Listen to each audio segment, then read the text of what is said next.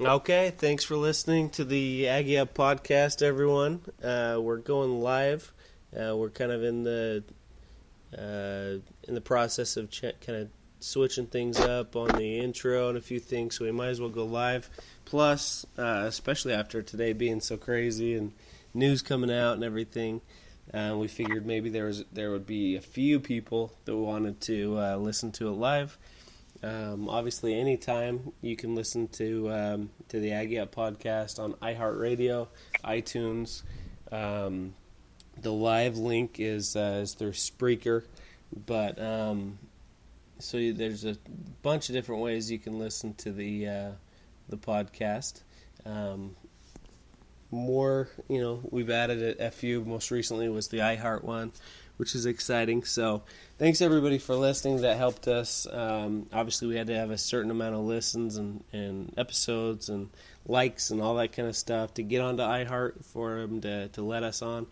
So that's awesome. So thank you everybody for listening. We didn't know if we were going to get more than a couple listeners when we started this. It was kind of just for fun. We didn't know what to expect, but it's going really well so far, right? Don't you think, Seth? Yeah, I think so. I'm having a good time with it. Yeah, I think it's fun for us. So that's good. And then so far we've had some good interaction, some good questions. Obviously people have listened. We've had some recruits on and different things. So I think it's been a good thing for Aggie fans and recruits, and I think we cover some in-state recruiting in the state of Utah and different things like that. So yeah, things have been going well. We appreciate it. Basically, we can kind of touch on a few things that happened today. We can get more into detail if we have time after the Weber State game preview. We can touch on it in more detail.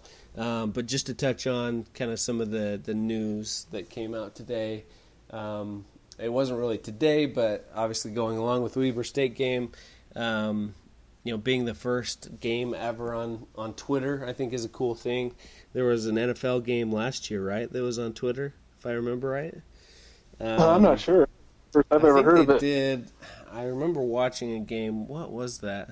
I thought it was the game that was in, or maybe I'm thinking of something else. Anyway, there's been events that I've watched on Twitter.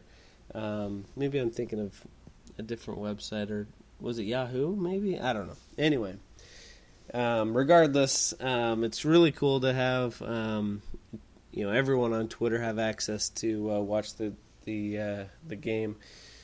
I don't know. I mean, I don't know how many people are going to watch it on Twitter and on their phone instead of going to the website or pulling it up on their computer and Chromecasting it on their TV or different things like that. Or going to the game. Thank you very much, Seth. Going to the game, if you're within 500 miles, you should be going to the game. But we'd always recommend the live experience, and I think it is going to be good. I mean, from what we've heard, the students are going to come out, right? And I think good with tickets, the students. Shout out to them. Shout out to the students. Heck yeah.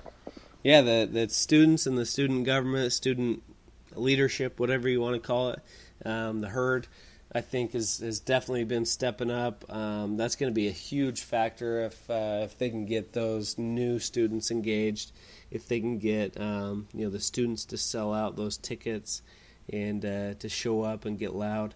That's going to be huge. Obviously, and this year the first time they did the freshman pep rally.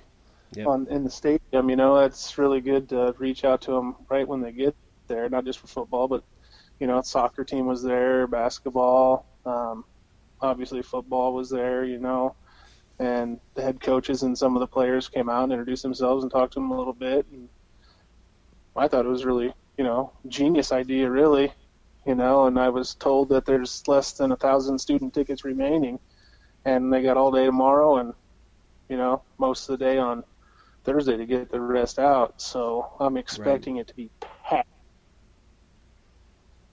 Yeah, it should be packed. It better be packed. First game of the season, unless everybody's really down on the prospects of the team. Or last year was, if it should be one of the highest attended games because people like you and I are dying to watch football. We're excited to get things rolling again. I don't buy that it's going to be a huge deal that it's Thursday. I don't get that, but who knows? We'll see. It hurt. A lot of people I've seen just on social media talking about it. It's kind of a burden for them being 6 o'clock on a Thursday or whatnot. But my work schedule allows me to make the game, so I do have to take some time off of work, for vacation or whatnot to make it up there because I like to get there a little bit early and do a little tailgating. Right. But, if I didn't, I'd be able to go, but that's just my work schedule. I know everybody's doesn't work, but if it does work, get to the game. Yeah, I'm going to get up there early. They're kind of having a West Center press box, whatever kind of event. And so I'll probably try to periscope it or kind of walk around it and let everybody see inside. So check that out. Well, this is my question. Do you know, Isaac, with the parking issues with the students, when are they going to let that?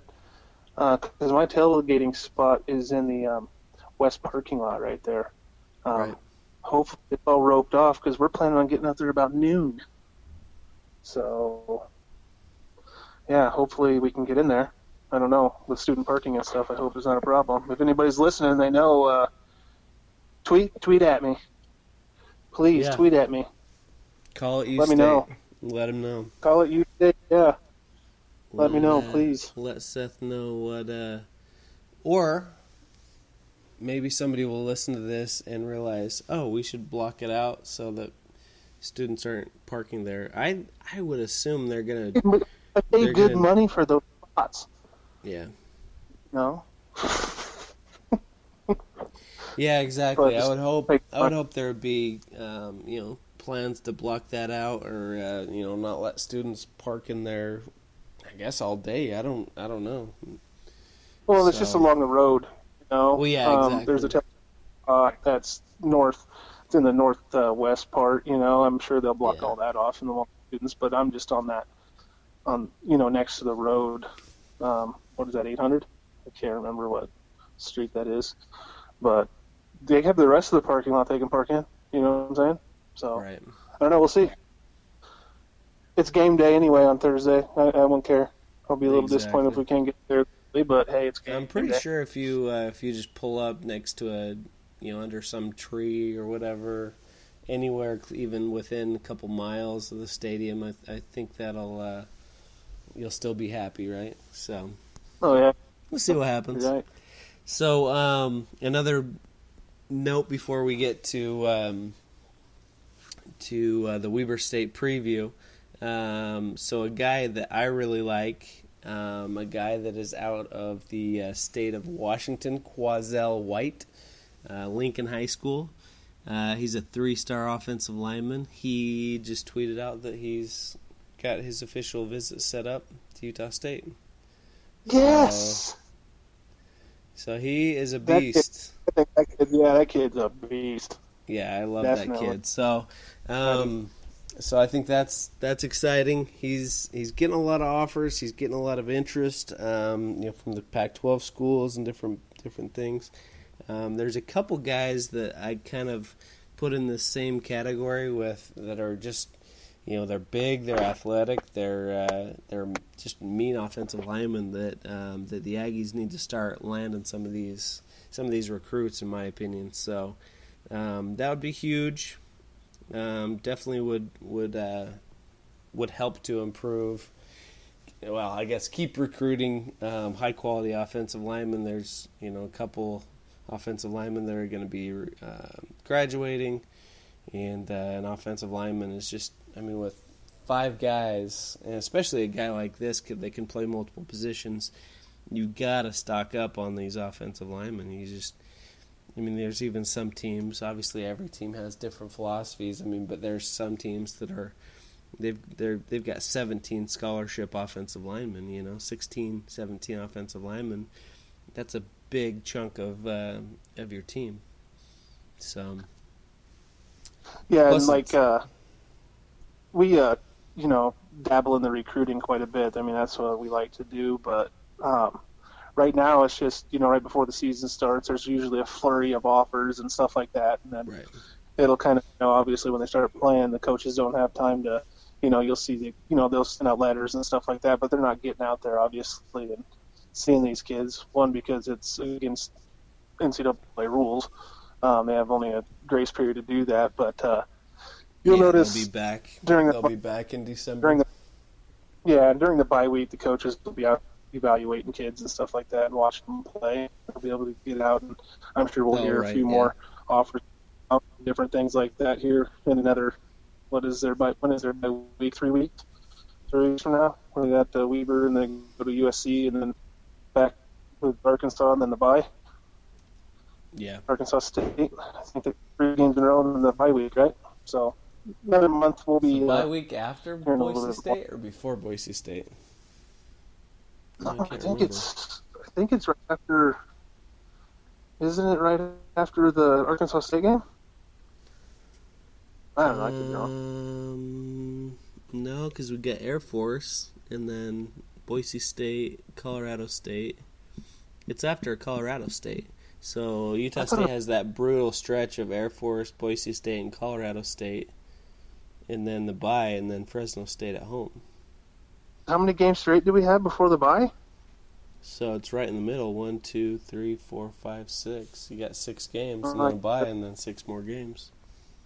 Okay, so I was wrong. But I guess that's a lot better than having it towards the end of the season like we have the last couple of years. We agree if we had to play 10 straight games before they even got a chance to breathe.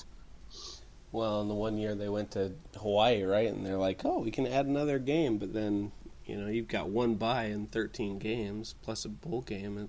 That's plus a trip to Hawaii. It kind of got crazy there. Yeah. So, but let's, anything else really pressing that you'd rather get to before we go to get into Weber State? No, we can dabble in Weber State a little bit here. Okay. So Weber State has kind of been the pick, the sexy pick on the radio, and Coach McBride picked Weber State. I don't know what made him think that. If he's really high on, I know he loves Coach Hill at Weber State and different things. He really believes in him, but maybe he's down on the Aggies too. So I don't know. But I mean, he always talks about Utah State's program being a quality program as well. So I don't know. I can't figure that out. I think he's just old. But anyway, I mean, a lot of people are saying Weber State can hang with Utah State and all that kind of stuff. So we wanted to get into that a little bit. In my opinion, the biggest thing, and it's probably a good way to start out the season, because Weber State's going to try to run the ball. So I mean, they've got some starters back on the offensive line. They've got 2 running backs that they're going to try to really ride. They've got Eric Wilkes and Trayshawn Garrett, which they're actually one's a sophomore and one's a junior. So they're going to try to get those guys involved, get those guys running the ball. So that's one of my keys to the game is stop the run. And really, with the schedule and everything, it's definitely a key to get started on the right foot as well. Because if they can't stop the run, it's gonna be a long season with Air Force in New Mexico and San Diego State and Boise State, USC, Arkansas State. I mean, all these teams have good rushing attacks. Nevada, every team it seems like on the schedule is a good rushing team. So that's definitely one of my keys and one thing I'm going to be watching for. Yeah, and I mean, I'm looking at what they did last year. Eric Wilkes, he averaged 62 yards a game rushing, and Trey Garrett averaged 51 yards a game So I mean, it's not